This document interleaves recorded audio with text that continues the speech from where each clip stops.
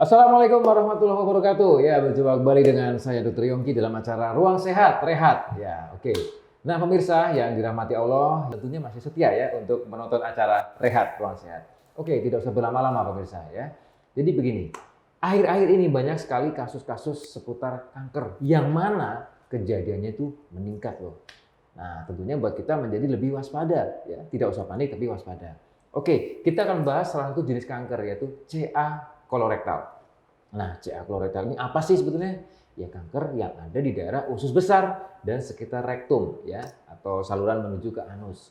Nah, ingin tahu dong keluhannya apa? Kemudian gimana sih cara kita mendeteksi biar kita lebih tahu, biar kita tahu gimana cara mencegahnya. Nah, pasti penasaran kan? Kita akan ngobrol dengan narasumber kita, Dr. Vito Mahendra, ahli digestif. Ya, siap. Oke, Benar, Dr. Yongki. Siap. Tentunya masih semangat goes ya. Insya Allah. Insya Allah. Oke. Gerak-gerak terus. Gerak-gerak terus betul ya. Untuk mencegah kanker juga tadi ya. Salah satunya kan harus Insya olahraga. Allah. Nah nih Dokter Vito, ini kan sekarang kan saya dengar-dengar ya kasusnya meningkat pada usia muda Ya. untuk yang kena CA kolorektal atau kanker kolon dan rektum ini. Bahkan usia 20 tahun sudah terdiagnosis dengan stadium lanjut. Nah, itu masalahnya Nah, toh. itu gimana itu ceritanya? Kok bisa ya? Dan tentunya pemirsa pengen tahu nih sebetulnya. Kenapa kok bisa terlambat atau caranya buat mendeteksi biar nggak terlambat nih Dokter Vito? Iya, iya. Sebenarnya yang jadi momok untuk negara kita tuh usia 20 ada cancer. Iya. Itu kan suatu kerusakan untuk bangsa kita ya. Generasi muda.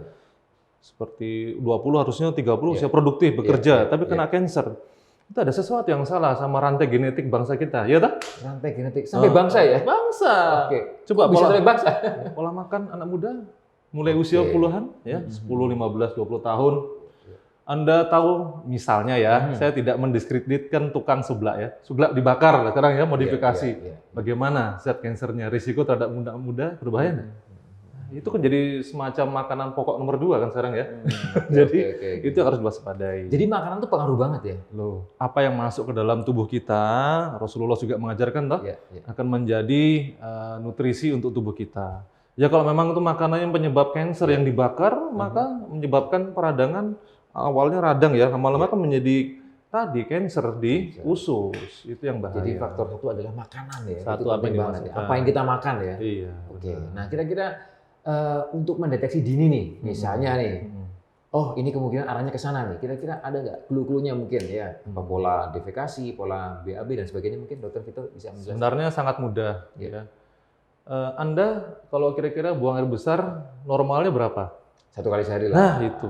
Oke. Banyak bahkan banyak pasien-pasien saya ya menyatakan saya biasa dok buang air besar ya seminggu sekali. Miris nggak? Nggak paham ya seminggu sekali ya. Padahal kotoran buang air besar itu merupakan gas beracun ya nitrogennya atau dikatakan namanya zatnya nitrosamin ya. Itu kan harus setiap hari dibuang. Harus dibuang ya. Minimal sekali sehari minimal. Dan kalau memang terjadi konstipasi atau sembelit itu tidak boleh dibiarkan begitu saja. Nah, perubahan pola BAB satu misalnya konstipasi atau orang Jawa bilang bebelan. Itu Sembelit. tidak sembelit sesuatu harus dideteksi. Yang kedua misalnya ya diare. Normalnya kan konsistensi atau bentuk feses itu fesesnya kan ya, padat ya. oke. Dan kita merasa puas buang air besar. Ada yang banyak yang mengatakan usia muda sering diare ya. Atau bahkan yang kalau sudah terjadi perubahan keluar darah. Itu kan suatu hari-hari yang bisa kita amati ya. Ada itu diare, berlendir, darah atau bahkan tidak puas saat buang air besar itu hati-hati. Jadi harus kita periksa. Hal simpel yang bisa kita lihat ya untuk Bahkan masyarakat mungkin itu awam. diagnosis awal, deteksi awal yang bisa dilakukan sederhana. Bahkan di klinik juga bisa dilakukan. Gejala lainnya apa kira-kira Dokter Vito? Selain tadi ya. Kalau sudah perubahan lanjut identifikasi. ya, misalnya kalau sudah lanjut, selain perubahan pola BAB tadi ya, kalau sudah lanjut itu bisa terjadi penurunan berat badan. Tapi tidak dalam rangka diet loh ya. Beda. Nah kalau misalnya ini kesepedaan terus, berat badannya turun juga nih. Tapi kan masa kita terbentuk ya, otot terbentuk kan, ya badan segar. Ini beda. Penurunan badan yang tidak sehat itu dalam arti misalnya dalam waktu 6 bulan berat badan dari misalnya 50 kilo ya, drastis turun jadi 40, 30, 10% kan lebih kan ya, lebih dari 5 kilo ya, tanpa ada program diet, tanpa ada exercise atau latihan ya. Nah, itu harus waspada. Kenapa badan kita? Dan kita sering lemah, letih, lesu, 3L ya. pucat, ya, anemia, Iya, itu betul sekali. hati-hati, harus dilakukan screening dini. Langsung segera datang ke fasilitas kesehatan terdekat. Ya, itu suatu alarm untuk tubuh kita menyatakan bahwa ada sesuatu yang tidak beres. Oke. Nah, tadi kalau gejala awalnya udah ketahuan ya, berarti pemirsa di rumah tentunya sudah bisa mendeteksi lah ya. Wah, ada masalah nih. Gue kayaknya udah nggak BAB lama nih, atau sering BAB, atau kok ini nggak bagus ya, ada darahnya juga. Nah, itu deteksi awal. Nah, sekarang kalau sudah ada gejala, datang ke dokter. Kira-kira pemeriksaan awalnya apa nih? Kalau kita mencurigai nih. Ya, sederhana, simpel saja sebenarnya. Dokter Yongki dan pemirsa. Jangan takut, itu intinya. Ya, takut sih. Pasti ya. Justru yang kebalik di adat istiadat budaya kesehatan kita tuh, kalau kita terdeteksi secara dini, takut, wah jangan-jangan tubuh saya ada apa. Itu kan hindari sering kali ya. Atau ada juga gini, udah mending nanti aja periksanya. Nah, itu yang sering. Pokoknya ntar aja lah gitu. Yang penting sekarang bisa makan, minum, happy-happy. Justru itu. Screening dini, misal sederhana di laboratorium puskesmas saja ada bisa dilakukan pemeriksaan tes hapus darah samar ya, ditinja. Cukup ditinja, diperiksa. Oh, kalau ada darah, maka akan dilakukan pemeriksaan lanjutan radiologi. Yang tidak invasif itu apa? Misalnya masukkan zat warna dari dubur, tidak sakit kok. Hanya prosedurnya setengah jam sampai 1 jam tidak ada. Kemudian difoto, ada sesuatu tidak? Misalnya tumor, luka, ya radang. Dan yang lebih kompleks lagi pemeriksaannya, tapi simple ya, hanya butuh perawatan sederhana, Anda bisa dibius nyaman ya, tidak terasa nyeri, paling kembung sedikit, yaitu dilakukan teropong usus. Ya, teropong usus melalui anus ya. Jadi kita bisa melakukan deteksi dini.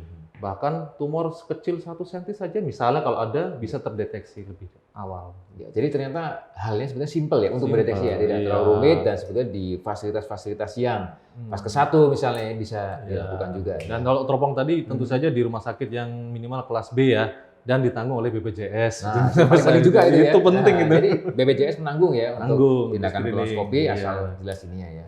Oke, kira-kira langsung aja untuk tipsnya apa nih, Dokter Vito sendiri ya, untuk anak muda nih ya, tadi makanan, mungkin minuman, pola hidup, pola tidur, dan pola stres mungkin juga mempengaruhi ya. Mungkin ada tipsnya nih biar kita terhindar dari CA kolorektal. Silakan.